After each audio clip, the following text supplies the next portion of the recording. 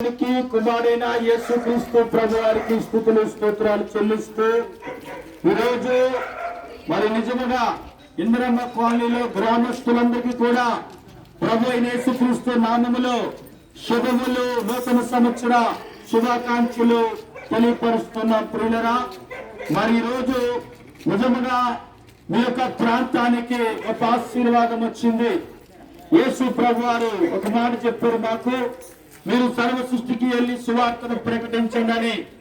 కనుక దేవుడు మాకు నేర్పించినటువంటి ప్రేమ, దేవుడు మాకు ఇచ్చినటువంటి స్వస్థత, దేవుడు మాకు ఇచ్చినటువంటి ఆశీర్వాదము ఎన్నెన్నో గొప్పగా ఉన్నాయి.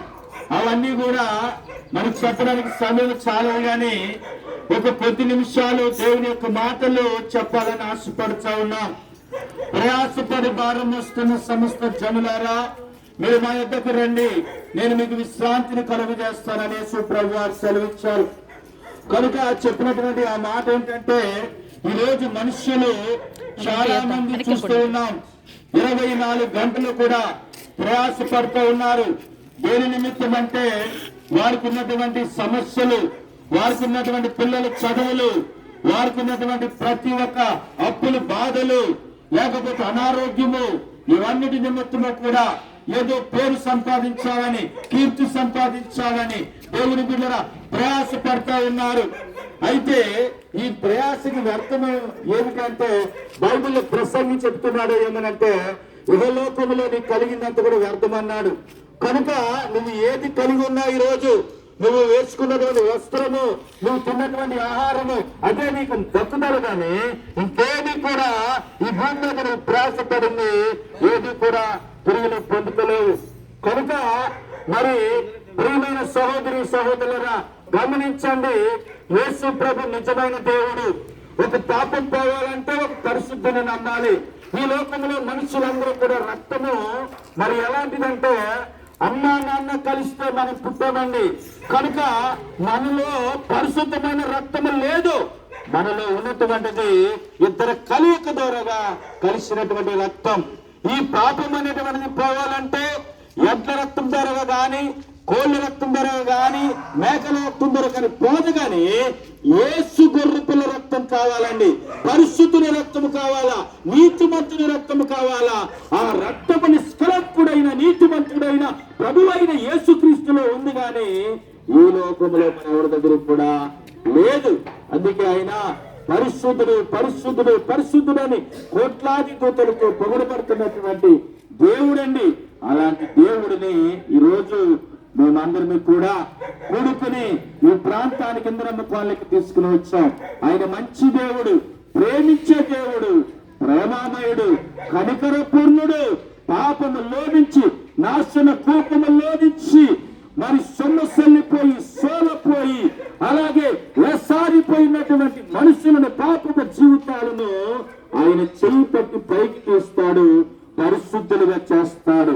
నిష్కలంకమైన రక్తాన్ని రక్షణ త్వరగా అందరి మీద ప్రోక్షిస్తారండి.